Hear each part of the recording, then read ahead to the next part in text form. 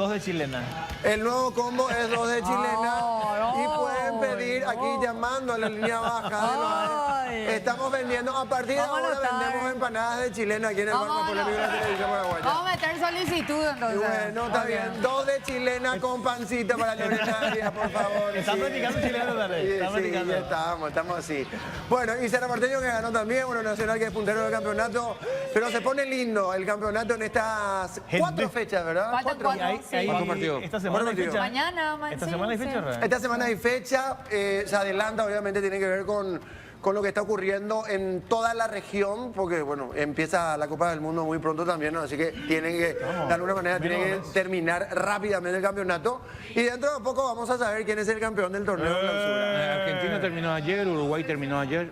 Importante. Exactamente, Boca que fue campeón en Argentina. Muchos Gracias, River. boteros acá por Gracias, River. Paraguay, Gracias a sí. River. Gracias, River. Los partidos, los grandes, tienen que jugar siempre como una final. Claro, nunca entregar. Nunca. Nunca. Así Nunca mismo. entregar. Jamás. Claro. No hay que aplaudir los goles ajenos. Independientemente a que te quedes eliminado o no. Vos tenés que Claro, entrar a jugar sí. el partido y tenés que ganar. Claro. ¿O no, Carlos Quise? No hay otra forma de decir, esa es la mentalidad que tienen todos los jugadores de fútbol.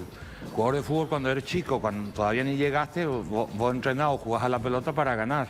No hay otra medida. Lo que pasa es que el periodismo muchas veces se agarra de estas cosas para crear y dudar, pero te aseguro que ningún periodista que habló de que podía arreglar Independiente o River, hoy nadie dice nos equivocamos en nuestra opinión previa. Nadie te va a decir, pero es el juego que genera el entorno del fútbol. Así es, bueno, vamos a tener más información enseguida acerca de eso y por supuesto, bueno, la información más importante del fin de semana que tiene que ver con lo que ocurría, bueno, con Osvaldo Villalba, Líder. líder de este grupo criminal, Sí. que fue abatido el día de ayer, fue la información más notable Es la y noticia. más importante del fin de semana. Es la noticia más importante desde la captura de Carmen Villalba y Alcides Oviedo, que eran los líderes en aquel momento. A partir de ese momento, estamos hablando allá por el año 2004, lidera la banda el hermano menor de Carmen Villalba, Osvaldo Villalba. Responsable de todos los secuestros en este país. Ideólogo, ¿verdad? Desde el 21 de septiembre de 2004, cuando secuestraron a Cecilia Cubas, todos los secuestros de Cecilia Cubas para acá, responsabilidad de este criminal, este asesino. Exactamente. Y estamos hablando de una persona porque, bueno, si bien ayer llegaba la información acerca de esto, enseguida vamos a hablar Sí. con alguien de la FTC también, Sí. para que nos dé un poquito más de detalles acerca de esto, porque seguramente ya el procedimiento, es decir, un procedimiento que seguramente vienen estudiando hace un buen tiempo. Sí. Y bueno, ahora, ¿qué va a pasar a partir de ahora? Porque estamos hablando de uno de los brazos Claro. más importantes que tiene este grupo criminal. Entonces, bueno, la consulta es, ¿qué va a pasar a partir de ahora? Hoy también vamos a tener aquí, en el bar más polémico de la televisión paraguaya, a un ex ministro del Interior que nos va a dar detalles también. Vamos a escuchar un poquito. Esto es interesante, Sí. debatir un poquito y llegar a la conclusión de cómo va a proseguir esto, cómo va a continuar todo Así es. esto. ¿Quién va a liderar a partir de ahora? Porque acá, al caer la cabeza, esto puede significar la desbandada Bueno, por eso... Ojalá. o... Ojalá. Por eso, Es por eso difícil, decía ¿no? qué tan importante fue todo esto y por eso queremos saber qué va a pasar. Uno de los Sí. brazos. Evidentemente estamos hablando de un personaje, este criminal, muy importante dentro de la estructura. 17 años líder, ¿eh? Del EPP en este caso, del grupo 17 criminal. años líder. Ideólogo de Claro, muchos- por eso te 17 digo, años. ¿qué va a pasar ahora? Esto queda en la nada, esto continúa, creo que, a ver un poquito, ¿quién es el que queda? Ahí tenés el que- Manuel Cristaldo Mieres, Él, Mieres. que es uno de los más antiguos. Él quedaría en este caso. Se hablan de otros nombres, pero él es el que tiene El nombre más mayor fuerte, antigüedad, sí, mayor sí. experiencia, porque el resto son cuadros muy jóvenes. Muy jóvenes. Recordemos que el EPP es un grupo criminal familiar. Son 3, 4 núcleos familiares que forman parte de esto. Recordemos, los hermanos Villalba. El otro que fallece es el cuarto hijo de una familia que perdió todos los hijos, por dar un ejemplo.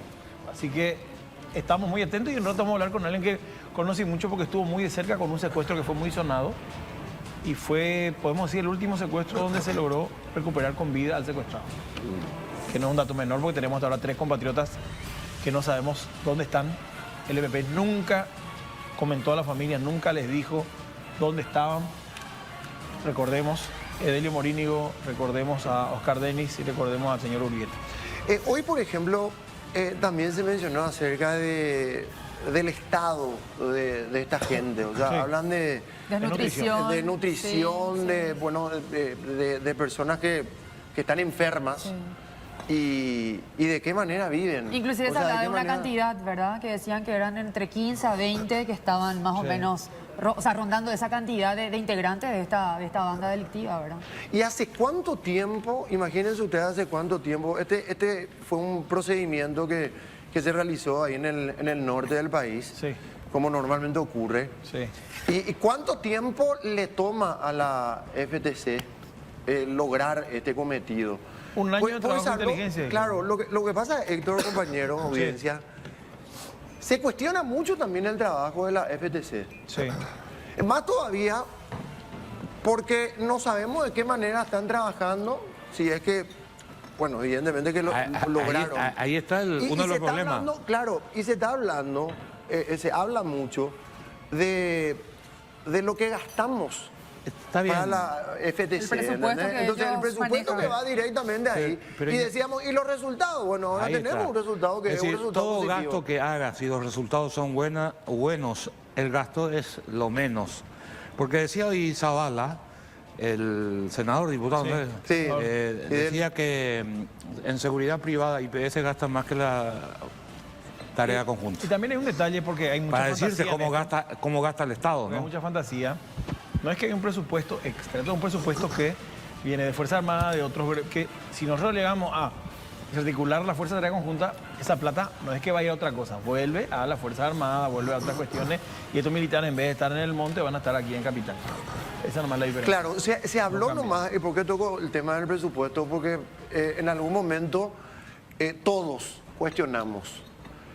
Acá estamos hablando de un presupuesto millonario y que muchas veces inclusive Cardoso, Sí, Eh, Nimio Cardoso. Nimio Cardoso, había mencionado de que es un presupuesto, si bien es un presupuesto para nosotros, bueno, vemos el monto y es un presupuesto millonario, pero... Insuficiente para algunos, Que es ¿verdad? insuficiente, Sí. claro, Sí. pero estamos, ¿qué es lo que siempre se cuestionó de esto? Se cuestionó el presupuesto que va destinado a la FTC y se cuestionó El resultado. La el falta de resultado. resultados. La claro. falta de resultados, resultados, Sí, sí. Y el entrevistante por eso de la falta de resultados. ¿Te puedo dar Exactamente. cifras? Tenemos una comunicación con el vocero Luis Apesteguía, que es vocero de la FTC, que está con nosotros. ¿Cómo le va, don Luis? Buenas noches. A todos ustedes y también a la audiencia. A ver, no le estoy escuchando muy Teniente bien. Coronel. Teniente Coronel, ¿verdad? Sí. Teniente Coronel. Sí, ¿me escuchan ahí? Sí, ahora te estamos escuchando. Allá. Teniente Coronel, bueno, estábamos hablando acerca de esta información, que fue la información más importante de este fin de semana. Queremos saber, bueno, hasta dónde se puede. Ustedes vienen trabajando, siguiendo los pasos, venían siguiendo los pasos, me imagino, de Villalba. ¿Cómo se concreta todo esto, Teniente Coronel? ¿Le escuchamos? Bueno, es un trabajo de proceso. Nosotros teníamos ya información del Batallón de Inteligencia Militar de que este grupo criminal y terrorista estaría en la zona del Cerro Guazú. Esto veníamos repitiendo ya, inclusive en declaraciones anteriores a los diferentes medios. Sabíamos que ellos se encontraban en esa zona, solamente que el Cerro Guazú tiene una gran extensión y es un lugar de muy difícil acceso debido a las características topográficas de la zona, ¿verdad? Elevaciones, quebradas, cuevas, vegetación densa, un montón de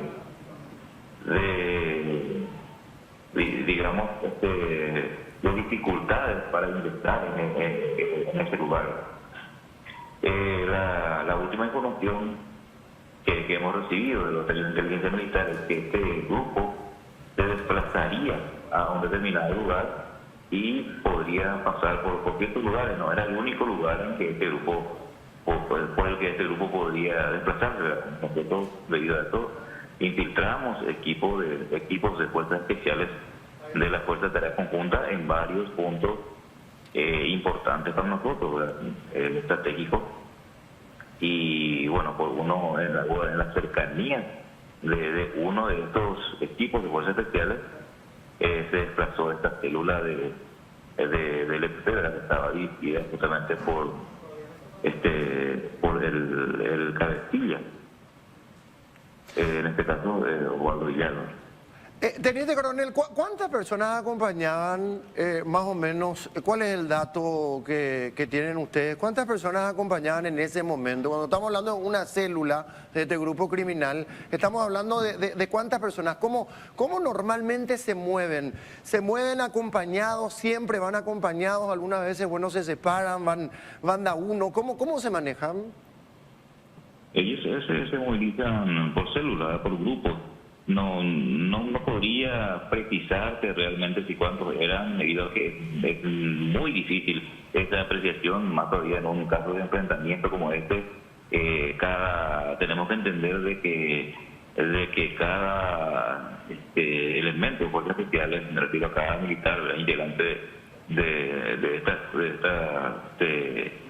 este equipo táctico, tiene una visión, o sea, diferente, ¿verdad? O sea, ellos tienen un sector de tiro, entonces para que nosotros sepamos la cantidad, tenemos que sumar la visión segmental de cada uno, más o menos, ¿verdad? Con todo, y bueno, serían 8 integrantes más o menos los que llegaron, o 8 criminales los que llegaron hasta la colonia indígena. Y normalmente también, de Teniente Coronel, hablamos del lugar, porque había comentado recién de que es un lugar muy complicado, muy inclusive denso, sí, claro, sí. boscoso seguramente. Sí. Normalmente estas personas se movilizan en estos lugares, en este tipo de lugares. Sí, así es. Como te dije previamente, nosotros ya sabíamos de que ellos se encontraban en este sector. Seguramente si se fijaron ustedes en los cuerpos, pueden ver que ellos estaban totalmente desnutridos, ¿verdad? Estaban delgados, con problemas en la piel, en la dentadura, lo que indica de que estaban teniendo dificultades para recibir logística. Eso a raíz del trabajo que justamente estamos realizando. Prácticamente debido a la infiltración de equipos de fuerzas especiales que teníamos en lugares estratégicos, ellos tenían muchísimas dificultades para recibir logística, y también tienen dificultad hoy día para reclutar gente. Teniente Coronel, ¿qué tan importante fue el golpe de la FTC con relación a esto, y más teniendo en cuenta que muchas veces hasta nosotros, bueno, en general la opinión pública pedía resultados acerca de todo esto, y ahora, bueno, concretaron en este caso agarrar, bueno, y matar a este criminal que es, digamos, que decíamos al principio del programa también, uno de los brazos más importantes de este grupo criminal, Teniente Coronel. Así es, sin duda es un golpe muy duro para este grupo criminal y terrorista. Quedó abatido nada más y nada menos el cabecilla de este grupo, el cerebro de tantos secuestros, de tantos asesinatos cometidos por este grupo. Es un golpe muy fuerte, ¿verdad? Esto no quiere decir de que no puedan reorganizarse, pero le llevará un tiempo seguramente reorganizarse. En todo caso, pueden tener crisis de liderazgo a partir de ahora, un montón de situaciones que pueden presentarse después de esta situación, y las operaciones todavía siguen. Tenemos infiltrados varios equipos de fuerzas especiales todavía en el puerto de Iguazú, y no se descarta la posibilidad de que tengamos más novedades más adelante. Claro, porque hay heridos, tengo entendido que heridos, no sé si un hombre o una mujer, había información de ese dato. ¿Qué se sabe a estas horas? ¿Se confirmó que habría heridos que están siendo objeto de búsqueda? Sí, es una posibilidad, debido justamente a los relatos de un habitante y de los pueblos originarios que se encuentran en ese lugar.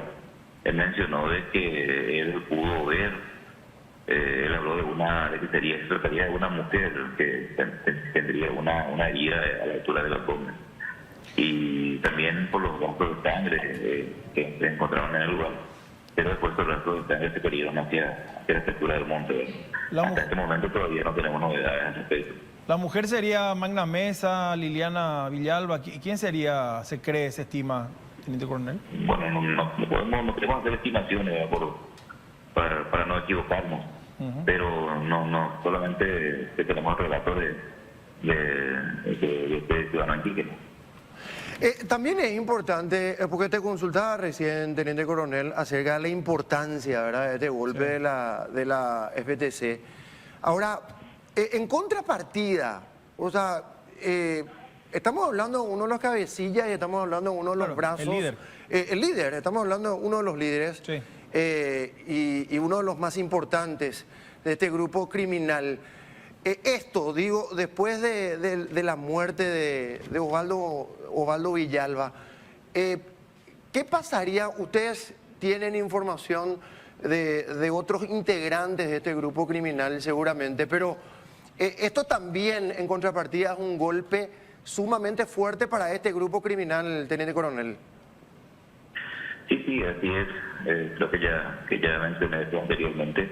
En estos casos, muchos grupos de este tipo sufren una crisis de liderazgo porque a él, supuestamente en la estructura criminal, él le pediría a Manuel Pizarro Mieres, luego también le tenemos a Liliana Villalba, que es hermana justamente del abatido, está más la mesa, muchos otros criminales que están también ya hace tiempo en el grupo. Y bueno, es cuestión de tiempo, ¿verdad? Con el correr del tiempo solamente vamos a ver qué ocurre con este grupo. Bueno, agradecemos. No sé si quiere agregar algo más, teniente coronel, con relación a esto, algún que otro detalle que quiera compartir con nosotros. No, nada más agradecer la oportunidad y felicitar justamente a los miembros del equipo de fuerzas especiales quienes tuvieron este enfrentamiento, porque uno tiene que tener mucho profesionalismo para poder sostener un enfrentamiento de este tipo con poca visibilidad, en presencia de civiles y sin afectar a ninguno de ellos, ¿verdad? No hubo ningún efecto colateral. Infelizmente no pudimos evitar el asesinato de los indígenas y que este grupo criminal haya herido a otros más, ¿verdad? Pero eso se produjo antes del enfrentamiento. Entonces, como reacción a eso, hemos abatido al líder y a los dos más integrantes de este grupo. Y para los políticos, por último, Álvaro, pues, hay un sector en la política en nuestro país que plantea eliminar la Fuerza Aérea Conjunta por lo que nos cuesta en millones y por la falta de resultados. ¿Qué respuesta dan ustedes a ese pedido insistente por parte de un sector de la política en nuestro país de eliminar la Fuerza Aérea Conjunta? Bueno, el Comando Operacional de Defensa Interna, la FTC, tiene un presupuesto el presupuesto de la FTC representa el 2.5% del presupuesto de defensa. O sea, nosotros no utilizamos el presupuesto de ningún otro ente del Estado. Si el CODI o la FTC termina, el presupuesto nuestro retorna al Ejército, retorna a la Fuerza Aérea, retorna a la Armada, que son instituciones de donde viene nuestro presupuesto. No aceptamos con nuestro presupuesto ninguna otra entidad del Estado. Y perder una fuerza operacional, me animo a decir, hoy día, la más entrenada y la mejor equipada que tiene Paraguay, no vale la pena, porque el presupuesto no hay otro lado. Aunque va a haber nada más a defensa, nosotros nos iremos a nuestros cuarteles, tendremos el mismo sueldo, a mostrarnos cerca de nuestros familiares y no tiene sentido. Bueno, gracias, teniente coronel, muy amable, buenas noches. Gracias a ustedes. Gracias. Bueno, ahí estaba el vocero de la FTC, en este caso el teniente coronel Luis Apesteguía, hablando un poquito acerca de todo esto. Bueno, que sucedió, información importantísima que surgía este fin de semana, evidentemente continúa todo esto. Y seguramente en la semana vamos a tener más información con relación a todo esto. Ahora tenemos información, ¿por qué? Porque Bristol tiró su ropa, lavó la ropa de Idalia, de la madre, tengo entendido de toda la familia, del novio, bueno, completito, así que con perfil, del novio, claro. lavar la ropa. ¡Oye! ¡Epa! Rafa Filisola, ¿cómo le va? ¿Cómo le va, Rafa? Buenas noches. Adelante, por favor. Ex ministro del Interior con nosotros. Bienvenido. Vamos a continuar hablando acerca de la información más importante de este fin de semana. Adelante, fuerte el aplauso para recibir a Rafael Filisola con nosotros aquí en el bar más polémico de la televisión paraguaya. ¿Cómo te va, Rafa? Buenas noches. Bien, un gusto estar con ustedes. Igualmente, muchas gracias por estar aquí. Hablábamos con Rafa, bueno, recién hablábamos también con el vocero de la FTC acerca de todo esto y de la información. Evidentemente estamos hablando de una información importante, más todavía teniendo en cuenta que Osvaldo Villalba era no sé si el principal líder de este grupo criminal, pero sí uno de los brazos importantes de este grupo criminal. Ahora, a partir de ahora, porque tuviste, de hecho, y de lleno, de un principio, y hablábamos fuera del aire también, con relación al grupo criminal, al EPP. ¿Qué va a pasar a partir de ahora? Pues lo primero, llegaba la información de lo de Villalba y la gente se preguntaba, bueno, a partir de ahora, ¿este es el fin del grupo criminal? ¿O qué opinión tenés al respecto, Rafa? Lo primero es que sin duda es el golpe más duro que recibe este grupo criminal en muchísimo tiempo. Y Osvaldo Villalba era el líder. O sea, los líderes, el líder histórico del CIO Oviedo, que está preso hace muchísimo tiempo, también Carmen Villalba, que también está cumpliendo condena, pero estamos hablando ya de 2 décadas atrás. O sea, a partir de ahí es Osvaldo Villalba el que lidera. Así que es un golpe fuerte, además caen 2 combatientes más, con eso se reduce también su capacidad de fuego. Y ahora, ¿qué pasa ahora? Quedan seguramente, bueno, queda toda una red que ellos han venido manejando, quedarán combatientes. Yo escuché por ahí, no sé si es así, ¿verdad? Pero escuché que estaban unos 9, cayeron 3, quiere decir que quedan más. Es una célula, probablemente haya otras más. Y queda gente muy entrenada, Cristaldo Mieres, por ejemplo, Magna Mesa también, están muy entrenados, así que siguen siendo una potencial amenaza. Lo bueno sería es no darle justamente ese tiempo para que se vuelvan a reorganizar, porque imagino que una organización criminal así tendrán su plan B. Estarán entrenados para este tipo de situaciones y para justamente lo que vendrá después, ¿verdad? Sí, la experiencia normalmente es que cuando ellos reciben un golpe, ellos se retraen. Ajá. Y bajan perfil y se esconden, básicamente. Ahora, depende mucho, o sea, esto revela que se hizo un trabajo coordinado, que hay buena labor de inteligencia y que hay un buen equipo operativo. Así que si hay sostenibilidad en el trabajo, yo creo que es cuestión de tiempo que caigan todos. Claro. El teniente coronel recién en la nota con Álvaro dijo, le atacamos un poquito por la logística. Es decir, que se ven flacos, desnutridos, con problemas en la dentadura. Quiere decir que fueron clausurando las conexiones por donde ellos podían recibir ayuda externa, por decirlo de alguna manera, alimentos, todo. ¿Es posible en zona tan complicada, tan compleja como dicen? Sí, bueno, lo que yo puedo decir es que hasta donde yo recuerdo, ellos justamente se caracterizaban por tener una buena red de suministros. O sea, estaban bien alimentados, por citar, ¿verdad? Y esto a mí me pareció siempre muy llamativo. Para ellos, organizar un secuestro requería mucho tiempo, años a lo mejor de trabajo de inteligencia, años de organización. Ellos iban articulando campamentos en distintos lugares donde iban a mantener a los prisioneros, a los secuestrados, y los iban mudando, pero todo eso ellos preparaban con mucho tiempo de antelación. O sea, requería mucha logística, mucha organización y mucho apoyo, y ellos contaban una red de apoyo importante. Tal es así que, por supuesto, ellos están en contacto movimiento y qué sé yo, pero en general tenían la capacidad de mantenerle a los secuestrados y mantenerse a ellos mismos. Y también recibimos muchas veces información de inteligencia de cuando tenían problemas de salud, acudían inclusive a centros públicos o gente o pobladores de la zona les apoyaban. Esto que dice el teniente coronel me parece importante porque si es cierto que ellos han logrado cortar esa red logística, entonces esa es una buena noticia porque significa que tienen un campo de acción más limitado. Ahora, Rafa, mira que nos preguntamos siempre esto, ya que hablaste de cortar y cortar de raíz. ¿Por qué no se puede cortar de raíz esto? Porque Si bien, y hay que decir las cosas cuando se están haciendo bien también en este caso y este operativo puntualmente de la FTC, pero es una cuestión de logística, es una cuestión de voluntad política, porque se habla de un brazo político que colabora directamente con este grupo criminal. ¿Cuál es el problema, Rafa? Yo en primer lugar no creo que en este momento haya un brazo logístico, un brazo político, vamos a decir, que coopere con ellos. Es cierto que ellos originalmente estaban vinculados a sectores políticos testimoniales, o sea, es decir, que no tenían una participación política y electoral importante.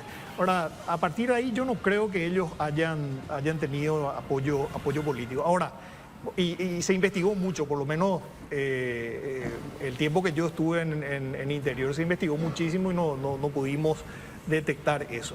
Ahora, sí creo que ha habido un problema en cuanto a la sostenibilidad de las políticas de seguridad destinadas u orientadas a su captura. Por ejemplo, o sea, se producía el secuestro de la señora de Bernardi, por ejemplo. Se producían capturas, se le condenaba a determinadas personas y fue como que el Estado se olvidaba de ello. Lo mismo ocurrió con el caso de Cecilia Cúa. Y después llegan al 2008 cuando ellos presentan el EPP, o sea, se presentan como EPP, porque anteriormente no se presentaban de esa manera, con el secuestro de Listro, en el ataque a un cuartel militar en Tacuatí, y realmente había muy poca información sobre ellos. ¿Y qué es lo que te decían? Que habiendo tantas prioridades, el personal más calificado estaba destinado a otras cosas y como que no se le hizo un seguimiento a esa organización. Entonces, al no haber una política de Estado, y al contrario inclusive, muchas veces se iba cambiando equipos, se iba cambiando de estrategias, al no haber sostenibilidad, obviamente es muy difícil que haya resultados.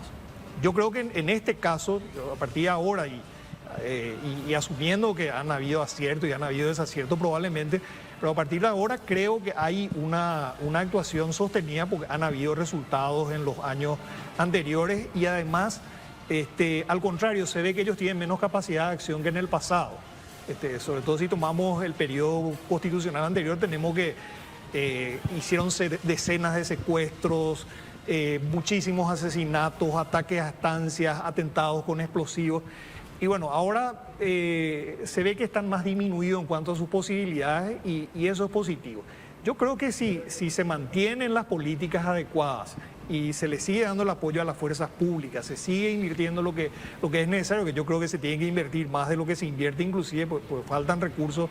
En el norte creo que es una cuestión de tiempo para que sean capturados todos. Ahora, ¿por qué pensás que bajó el potencial de fuerza de ese grupo? ¿A qué se debe? Y yo creo que por la sostenibilidad de las acciones y por la coordinación.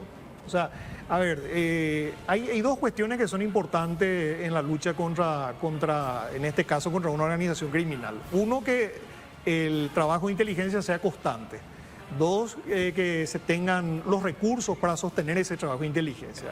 Pagar informantes, estar en la zona, pagar personal, entrenar al personal, lo que decía el teniente coronel, o sea, el personal que va ahí va con su fusil, pero sabe que uno de repente va caminando por esa zona boscosa, la gente dice, no, desde arriba se ven muchos claros y qué sé yo, sí, pero de repente te metes en esos montes y vos a medio metro no estás viendo nada. O sea, fácilmente te pueden emboscar, te pueden disparar y el personal sufre eso. Ahora, fuiste ministro en su momento, Sí. te tocó lidiar con un secuestro que gracias a un trabajo conjunto, un trabajo fenomenal, se pudo lograr tenerlo de vuelta con vida a Fidel Zavala. ¿Cómo lidias? A mí me cuesta muchísimo, creo que a todos nos cuesta, porque ni bien saltó la noticia ayer. Lo primero es el descrédito, la desconfianza. La gente que te dice, esta es una jugada del gobierno. En todos los gobiernos pasó, ¿eh? Sí. Esta es una jugada del gobierno o una cortina de humo. ¿Cómo se siente después de haber lidiado, de haber estado más de 90 días y sus noches ahí tratando de lograr que vuelva un compatriota con vida nuevamente? ¿Cómo se hace para convivir con eso? Y es bastante frustrante. Imagínate, y voy a contar una infidencia. Yo tuve una reunión durante el secuestro de Zavala, tuvimos una reunión con parlamentarios. Parlamentarios que decían que sin ningún tipo de información, pues nosotros sí teníamos certeza, pues teníamos información de inteligencia que nos indicaba que Fidel Zavala estaba vivo, ¿verdad? Y estábamos haciendo el esfuerzo para que poder traerlo de vuelta. O sea, Sí. el objetivo en un secuestro es que la persona que está privada de su libertad vuelva con vida. Claro. Y en el Congreso nos presionaban permanentemente desde la oposición, ¿verdad? A lo mejor genuinamente, ¿verdad? Pero, o a lo mejor de una manera bien intencionada, pero de una manera muy perniciosa. Por ejemplo, varios parlamentarios durante todo ese tiempo, varios políticos salieron a decir que Fidel Zavala estaba muerto. Sí. Eso significaba un golpe serio para nosotros, y sobre todo porque nosotros porque ellos hacían eso para pegarle al gobierno. Yo en ese momento pensaba, pero ¿qué pasa si la gente del EPP se da cuenta que esto le perjudica al gobierno y le matan como un hecho político, ¿verdad? Claro. Pues imagínense que en una reunión con legisladores de distintas bancadas me llegaban a decir, probablemente él está muerto, pero aunque no esté muerto, entren con las fuerzas públicas, aunque le maten a Zavala en ese momento, pero acaben de una vez con esta gente para que no vuelva a ver Tipo Fujimori. Qué locura. Tipo Fujimori, tipo Putin. Empezaron a matar. Ese tipo de cosas planteaba. No, pero se una planteaba. locura. Una locura. Digo nomás, pasó? con respecto a lo que consultaba Héctor recién. Cortina de humo, ¿por qué? Te puedo mostrar conversaciones de yo grupo. también, yo leí de todo, pero vos Dios sabés lo mío. que es. Esto es de tierra de nadie también, Héctor. ¿Entendés? Pero acá, Pero- cortina de humo, pero ¿por qué? Mira, pasó con el gobierno de Lugo, le pasó a todos los gobiernos. Es lo mismo. Hay un sector en la sociedad que increíblemente sigue considerando que el EPP es un invento. Que es un invento de cada gobierno para sostener una situación. Entonces es tipo la confiable, está en una crisis en un momento. Bueno, pero eso es lo mismo que hoy también porque No ocurre. podemos- Y con el COVID sucedió lo mismo. Un sector que no creía en el COVID, que no cree hasta hoy día, inclusive hablan de pandemia, cambian la palabra correcta y dicen pandemia. Lo único que hay que ¿Entendés? tener- Entonces, bueno, pero es parte. O Lo sea, único en que hay el que- mundo, no solamente aquí en Paraguay. Lo único que hay que pensar de esa gente es su ignorancia. Buen provecho. Claro, Ahora, o sea, una consulta. sí. Cuestión de tecnología, la FTC, ¿cómo está para combatir al EPP? Bueno, en primer lugar, falta o- yo creo que le falta recursos a la FTC. Tecnológicos, ¿no? Falta a las fuerzas públicas en general, a la policía y a las Fuerzas Armadas. Nosotros hoy no tenemos una fuerza aérea con capacidad de fuego en este momento, con capacidad de combate.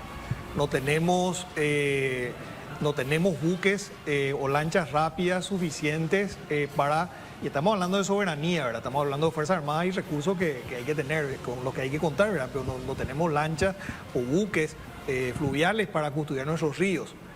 No podemos custodiar, no tenemos radarizado el país, no podemos custodiar nuestro espacio aéreo. El espacio aéreo paraguayo es como un agujero negro en el mapa de América. ¿Y quién lo gestiona eso, señor Rafa? Y, la iniciativa es siempre el Ejecutivo, ¿verdad? Pero hay que decir que han habido iniciativas, desde que yo recuerdo, estando en el Parlamento, posteriormente se presentaron varias iniciativas por ejemplo, para invertir en radares. Los primeros radares se compraron durante el gobierno de la Alianza y creo que se han hecho inversiones, pero no cubren todo el país. Notablemente ha habido un boicot sumamente sospechoso de diferentes sectores de la sociedad que han impedido Claro, es que un el país negocio. que el Es gran país se negocio. radarice. Es un país que sorprendentemente, a pesar de que... Pero ¿qué? Sí. espera, disculpa. Sí. Es un país que sorprendentemente está catalogado como uno de los países con más tráfico de droga y no tenemos radares. Y que adrede. Pero ¿sabes No le qué? conviene a un sector. De nuevo voy nomás al presupuesto que decía Rafael Filisola, al presupuesto que maneja la FTC y que se cuestionó siempre. O sea, no es una cuestión acá de nosotros, hoy acá en el bar más polémico de la televisión paraguaya estamos cuestionando. No, esto se cuestionó siempre. Ahora, decía, no es suficiente, dice Rafael Filisola, y no es la primera persona que lo dice. Gente de la misma FTC, gente especializada como Nimio Cardoso, Dijo. por ejemplo, que siempre habla con nosotros, dice, bueno, acá hay una cuestión mucho más profunda de lo que piensa o lo que cree la gente. Entonces, ¿qué iba a pasar si se eliminaba la FTC? Una locura. ¿Qué iba a pasar?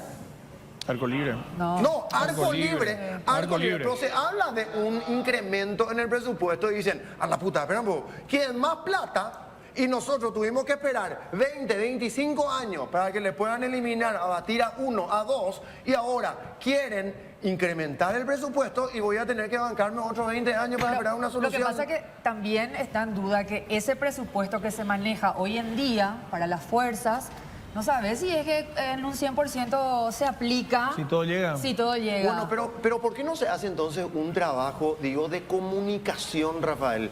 Como para que nosotros ahí, Sí. la que piensa mal siempre, Lorena Arias, que a mí me Soy parece... realista, no, nomás, que me soy parece realista. correcto que lo haga. A mí me parece pensando correcto muy porque yo mal. también dudo de todo. Sí, en o sea, este país tenés que dudar de todo. Entonces, lastimosamente. ¿por qué no se planifica bien, se hace un departamento de comunicación como para que el departamento de comunicación se encargue de decir dónde va ese dinero y por qué, cuándo, dónde y por qué? Bueno, en el Congreso se suele controlar y se suele verificar el presupuesto que se asigna, ¿verdad?, al trabajo en el norte en general. Ahora, el problema, yo no sé cómo, en este momento yo no tengo datos actualizados, ¿verdad? Ahora, yo estoy pensando en general en la policía, en los policías y los militares que están en la zona y bueno, ellos necesitan armas, necesitan municiones, algo que nosotros no tomamos en consideración, pero alguien que está en la línea de fuego necesita recibir entrenamiento permanente. O sea, si vos no recibís entrenamiento permanente, eso te puede perjudicar seriamente y te puede costar la vida. Necesitan tener blindados. ¿Cuántos militares y policías murieron porque de una manera que se podía haber evitado? Porque se iban de repente en trasganados en vez de irse en vehículos adecuados. Desprotegidos Claro, totalmente, desprotegidos. Entonces, ese es, si tomamos el tema de la seguridad en general, porque no hay que pensar, cuando hablamos de seguridad, es un error pensar únicamente en el EPP. Ciertamente el EPP es un grupo que ha cometido muchísimos asesinatos. Yo tengo contabilizado más de 100 por lo menos, decenas de secuestros, más de cerca de dos centenas de ataques a estancias. O sea, es un grupo muy peligroso. Ahora, Paraguay tiene amenazas en materia de seguridad mucho más serias. El narcotráfico es una amenaza más seria. El PCC, el Comando Vermelho, que andan por acá, o inclusive organizaciones locales como el Clan Rotela, que controla parte de las cárceles.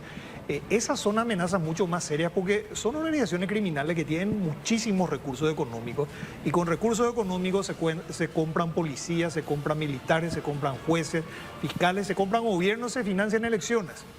Entonces, cuando hablamos de estas organizaciones criminales, no estamos hablando por supuesto de nuestra seguridad en las calles, estamos hablando de sicariato, estamos hablando de violencia, pero estamos hablando de la viabilidad misma del Paraguay como Estado y miremos a los extremos a los que se llegó en México, en Colombia, y ahí vamos a entender claramente de qué se tratan esas amenazas. Entonces, cuando hablamos de la seguridad, claro que hay que invertir mucho más. El EPP es un capítulo importante en el tema de seguridad, pero hay otras amenazas más serias y esas amenazas, y termino nomás con un dato muy puntual, esas amenazas están en la misma zona en la cual se mueve el EPP. Por ejemplo, nosotros muchas veces no tomamos conciencia, y estos son datos públicos, que Pedro Juan Caballero tiene una de las tasas de homicidios más altas en el mundo.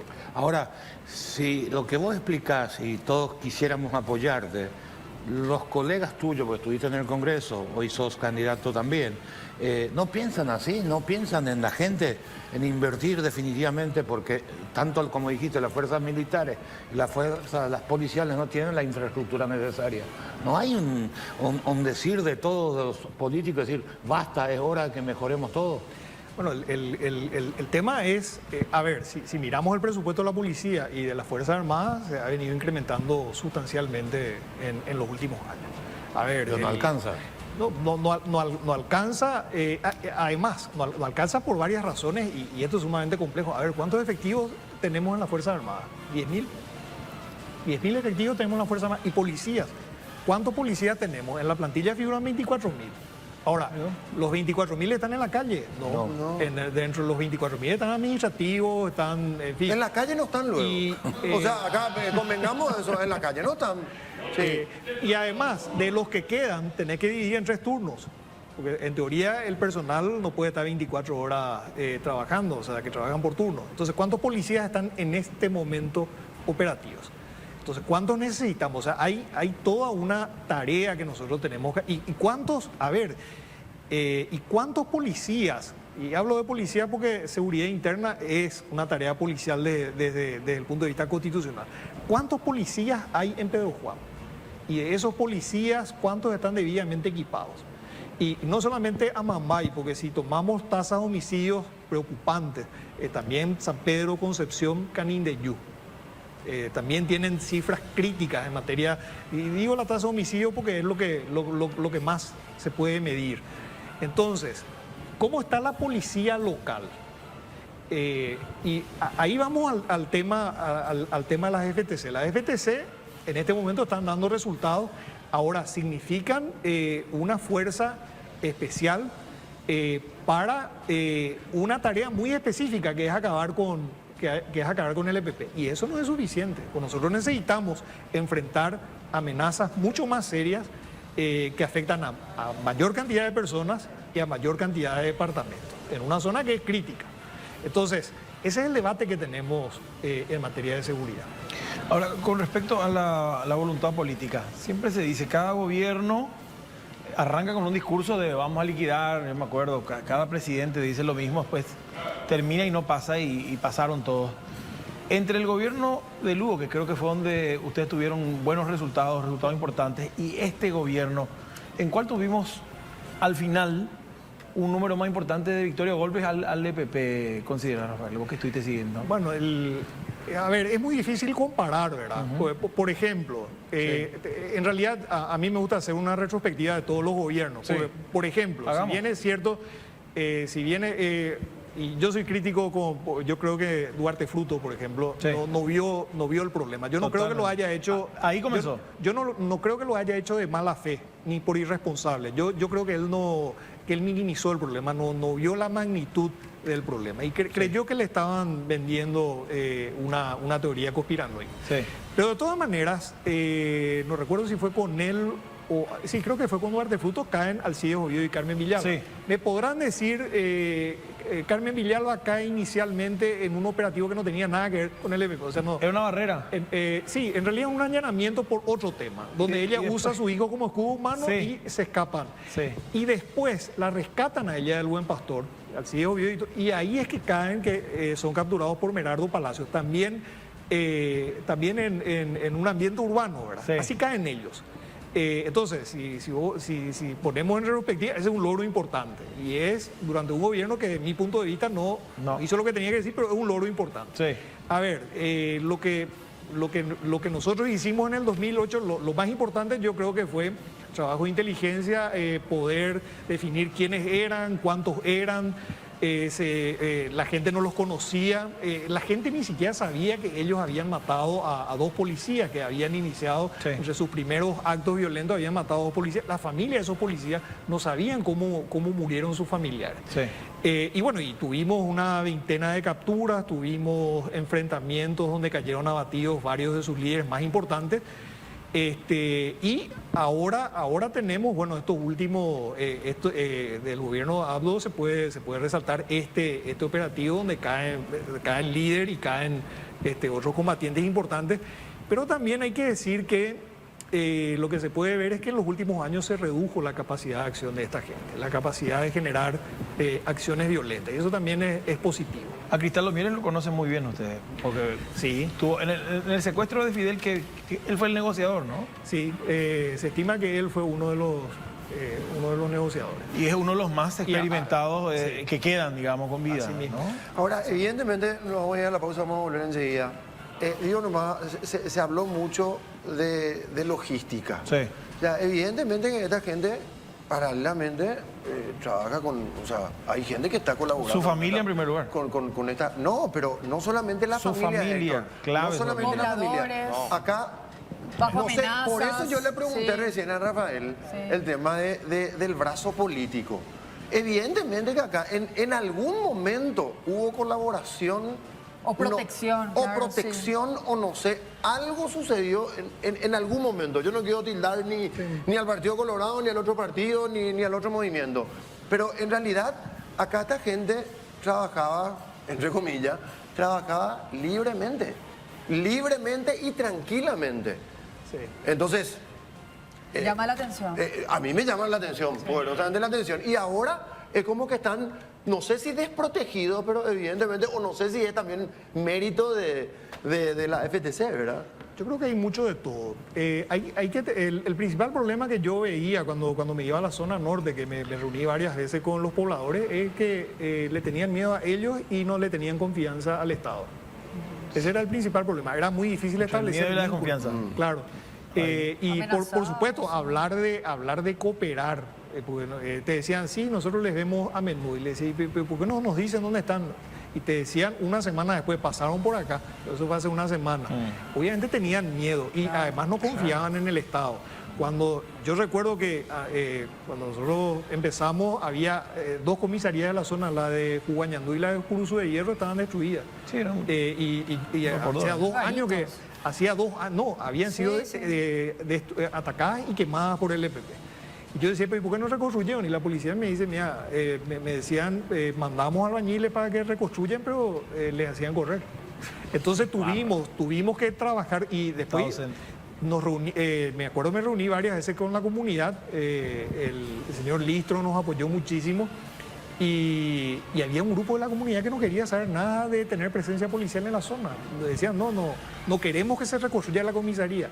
Al final terminamos reconstruyendo y bueno, y se quedaron ahí. Y eso fue un hito importante donde en cierta manera se restableció una suerte de confianza. Y después se logró la cooperación de pobladores. Terminando, Rafa, a partir de ahora, un antes, un después, esto evidentemente no termina, Claro. pero el procedimiento tiene que continuar de la misma manera. Me imagino que eso están haciendo. Y bueno, y acabar de una vez por todas con esto. Tanto venimos hablando de eso, ¿verdad? Ya se va a acabar. Le estamos pisando los talones. Bueno, tantas cosas, ¿verdad? Que venimos escuchando hace años. Bueno, yo creo que, a ver, hay algunos que han tratado de poner fechas o que han tratado de poner, y eso no tiene mucha razón de ser. O sea, no. Sí, yo creo que es cuestión de tiempo. Ahora es muy difícil especular cuánto tiempo pueda llegar, pues no sabemos muy bien cuántos son, están en una zona en cierta manera muy complicada. Ahora, yo creo que la clave es la sostenibilidad y el respaldo. O sea, hay que mantener estas tareas de inteligencia que han resultado exitosas, tareas operativas que han resultado exitosas, estrategias que han funcionado bien, personal que ha demostrado que tiene calificación y que tiene capacidad. O sea, hay que respaldar al equipo. Eliminar no es la vía, porque CODEUPI y algunos sectores políticos dijeron hay que eliminar la fuerza de eliminar no, esa no es la vía, Rafa. Ese es un tema más complicado, porque es cierto, en cierta manera, lo que dice el coronel, ¿verdad? O sea, finalmente esos recursos van a... Ahora, esta es una fuerza de tarea conformada a un solo efecto. Y yo creo que desde ese momento, tiene una fecha de caducidad. Es decir, cuando se acabe esa amenaza, obviamente... Ahora, yo creo que hay que plantearse una estrategia de seguridad para el norte, donde hay que dejar capacidad instalada en el norte. Sí. O sea, Con presencia del Estado. Presencia del Estado. No solamente Evidentemente presencia policial, presencia militar, obras públicas, Educación, salud, inversión todo. social, en fin. Y fuerzas públicas que estén debidamente equipadas. O sea, hoy, qué sé yo, no sé, cuando lo mataron a Rafat, las fuerzas públicas no pudieron hacer nada. O cuando entró este grupo comando en Alto Paraná, Sí, por Ciudad ejemplo, del Este. Ciudad del Tomaron la Este, ciudad. tomaron la ciudad. O sea, eso no puede ser que el Estado no tenga capacidad de... La presencia es demasiado Claro. importante. Nos retiramos. Gracias, Rafael, por haber Gracias a venido. ustedes, un gusto. Muy amable, Rafael Vinizola con nosotros. Nos vamos retirando, señores. Mañana estamos de vuelta a partir de las 20 horas, siempre aquí a través de las pantallas de la tele. Que pasen bien. Será hasta mañana. Chao, chao. Hasta luego. Gracias.